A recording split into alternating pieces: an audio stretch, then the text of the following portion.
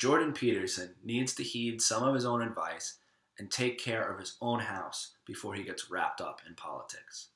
As he tells others, not setting yourself straight before you try to change the world can actually make you have a very negative effect on it.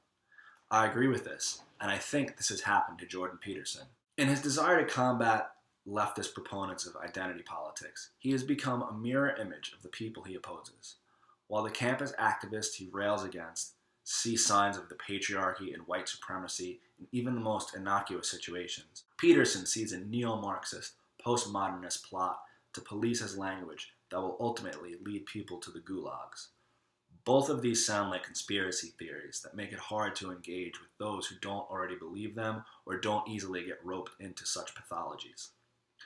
Although I don't care for the more extreme manifestations of identity politics on the left, to say nothing of the identity politics on the right, I don't find leftist identity politics the threat to society that Peterson does. I do find them a barrier to the solidarity needed to create necessary social change, but that's another matter. I also think that Peterson's desire to stand in the spotlight, hawk his books and self-help programs, and speak out against those bloody neo-Marxist postmodernists has made him bedfellows with some people he would find reprehensible if he took more time to consider their politics. It does not take a lot of effort to go after the ridiculousness of the more absurd social justice warriors, and ranting about them has turned into an entire media industry.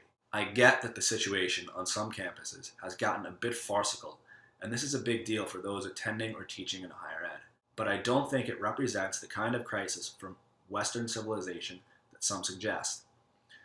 Peterson has made many laps around this media circuit, and in doing so has rubbed up against people who endorse actual atrocities and display actual bigotry, as opposed to the kind of imagined Maoist plot he warns is brewing on college campuses. The figure I have in mind is Ben Shapiro. Peterson is associated with some other unsavory characters in the conservative anti-SJW world, but Shapiro's statements and goals are probably the most vile. Anyone not familiar with Ben Shapiro should check out Nathan J. Robinson's piece on him in Current Affairs magazine titled The Cool Kid's Philosopher. I have a link in the description, and I will talk about it a bit here. Peterson and Shapiro have appeared on one another's podcasts, at public speaking events, and on that quintessential PC outrage profiteering program, The Rubin Report. The fact that someone like Peterson, who claims he has given a lot of thought to the atrocities committed in the 20th century, can identify the problems with Ben Shapiro's politics, makes me think he either only wants to promote himself, or that he has gotten so carried away in this reactionary anti-SJW current that he has not bothered to learn about the people he associates with. In a 2003 opinion piece titled "Transfer is Not a Dirty Word," Shapiro advocated ethnic cleansing of the Palestinian population in Israel. He did not call it that, he called it transfer. At this point, some Shapiro fans will cry foul and say, "You're a liar, he never advocated genocide, and he never says ethnic cleansing in that piece." Of course, I did not use the word genocide, but when I say ethnic cleansing, that is what many people hear. But ethnic cleansing refers to the mass expulsion or killing of members of an unwanted ethnic or religious group in a society. I have a link below if you would like to read the piece in its entirety. Now I can hear some Shapiro fans saying, "That piece was in 2003, that piece he wrote is old, argument destroyed, libtard." Okay. In more recent interviews, Shapiro has stated he no longer supports ethnic cleansing. Transfer. Not because he had a moral aversion to it, but because he now finds it impractical. Perhaps he realized how bad it looked to advocate something whose best result is unjust displacement and worst result is violent atrocities. The Allied expulsion of German speakers from Polish territory immediately after World War II, that Shapiro cites as a positive example of ethnic transfer, was an atrocity in which many people were brutalized, killed, and raped. You can find some details of this in the link to the Current Affairs article in the description. He still talks about Arabs generally, and Palestinians specifically, in a way I can only describe as bigoted. He has said things like, quote, "Arabs like to bomb crap and live in sewage." Shapiro has also said, quote, "The Arab-Israeli conflict may be accurately described as a war between darkness and light. Those who argue against Israeli settlements, outposts of light in a dark territory, argue for the continued victory of night." And he has called Palestinians, quote, "a population rotten to the core." That Shapiro no longer publicly advocates ethnic cleansing does not change the fact that this is the standard language used to dehumanize another group of people and justify atrocities and injustices against them. This is precisely the kind of collective punishment that Peterson says he objects to. This is precisely the kind of dehumanization Peterson claims he knows about from studying history. So I find it very troubling that he gets so worked up about people policing his language to the point he has no problem suggesting it will lead to the gulags, yet he does not mind associating with someone who has advocated actual atrocities and dehumanizes entire groups of people to justify their oppression. Perhaps if Peterson called Shapiro on this, I would not mind, but to my knowledge, he does not. If Peterson put his own house in order first, he would not give credence to people like Shapiro. If he truly wishes to warn about dangerous ideology, he should pay as much attention to people like Ben Shapiro as he does to campus activists. In fact, he should probably pay a lot more attention to people like Ben Shapiro than campus activists. Peterson has gotten carried away by a dangerous reactionary current. For someone so steeped in Nietzsche and Jung, he's older and probably much more well-read than me, this really bugs me. As Nietzsche said, battle not with monsters, lest ye become a monster. In keeping with this thought, I would like to provide something positive, even if I point out where Peterson has misstepped. I have in mind something a Jungian Christian like himself would appreciate. I would like to suggest Peterson read this book, the anonymously written Meditations on the Tarot. It is a journey through Christian Hermeticism by way of meditating on the 22 major arcana of the Marseille Tarot deck. It includes references to all the world's religions, as well as many different philosophers. It draws a lot on Jungian psychology as well. It is right up Peterson's alley, and has had a huge influence on me, and is one of the best books on the occult I have ever read.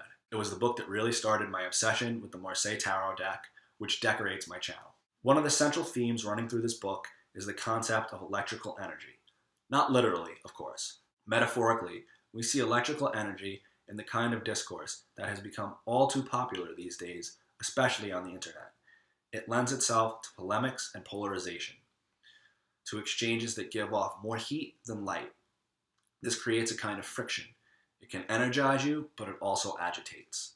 Anyone who has found themselves on the receiving end of an internet dogpile or gotten in an online argument and found themselves hammering at the keyboard in a rage knows what I'm talking about. You suddenly find yourself with an electrical charge running through you that makes you want to fight this opposing force. Your heart starts beating quickly, adrenaline starts pumping, and you might have a hard time getting to sleep if you have gotten in one of these arguments. It's why I personally don't use Twitter and try to stay out of certain kinds of conversation on Facebook.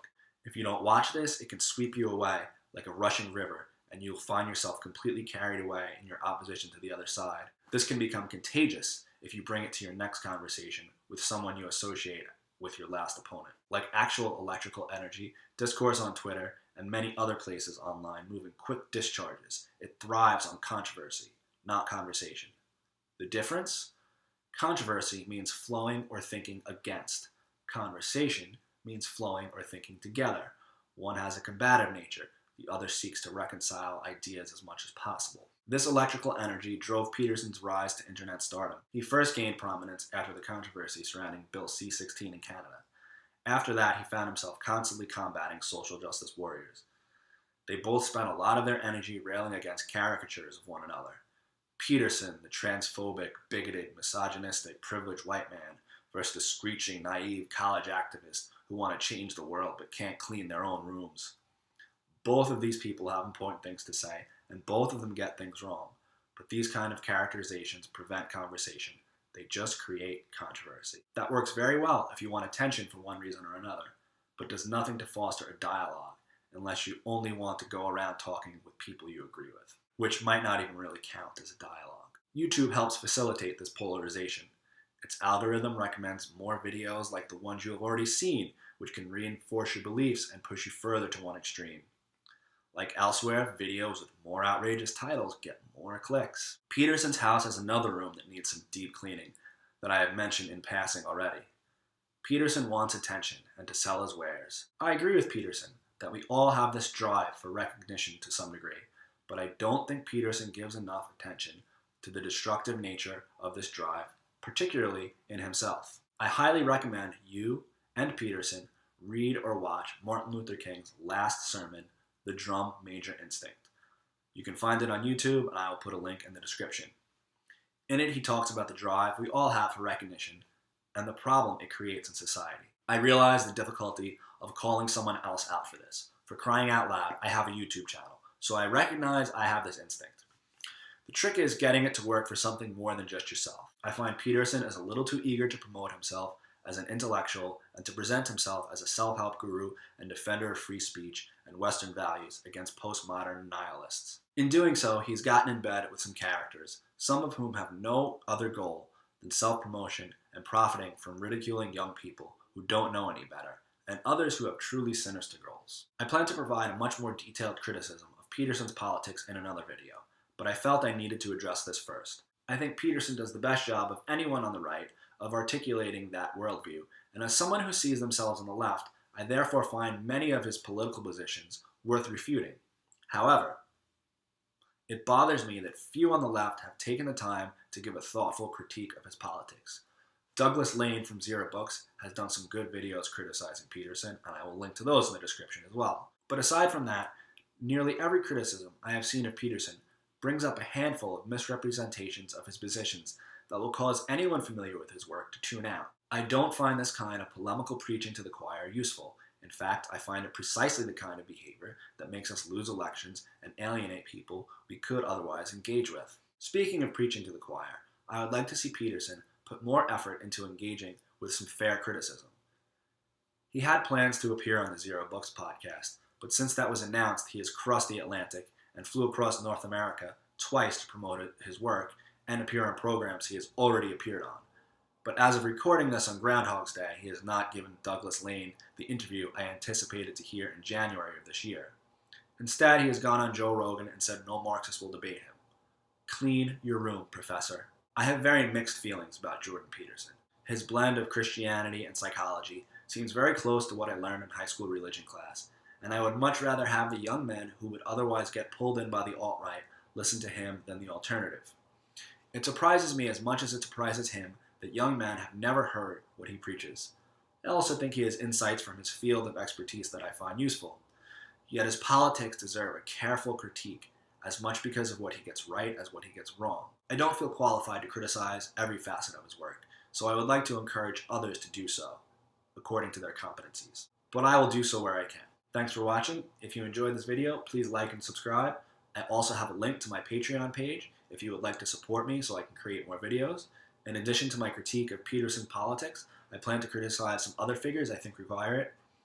I also plan to make some videos that deal with some of the ideas I touched on today in more depth, including polemics and internet discourse, but also the Marseille Tarot. Further down the line, I want to bring attention to some issues concerning discourse, parenting, I'm currently a stay-at-home dad, economy, ecology, technology, that I think deserve more attention than they currently get. Finally, I would like to use this channel to facilitate some discussions between different public intellectuals I would like to see have conversations with one another. I realize I have the drum major instinct like everyone else, but I plan to use this to inform people about important problems and ideas humanity should grapple with, whether they deal with large looming problems or little things we experience every day. But first, this being YouTube, I needed to do something to get people's attention with a video like this one. I plan to keep posting every week, so although I can't guarantee every video will address the most serious of issues, I will do my best to provide thoughtful insights. Thanks again for watching. I'm Greg Belvedere. Remember, all generalizations are stupid, so never speak in absolutes. See you next week.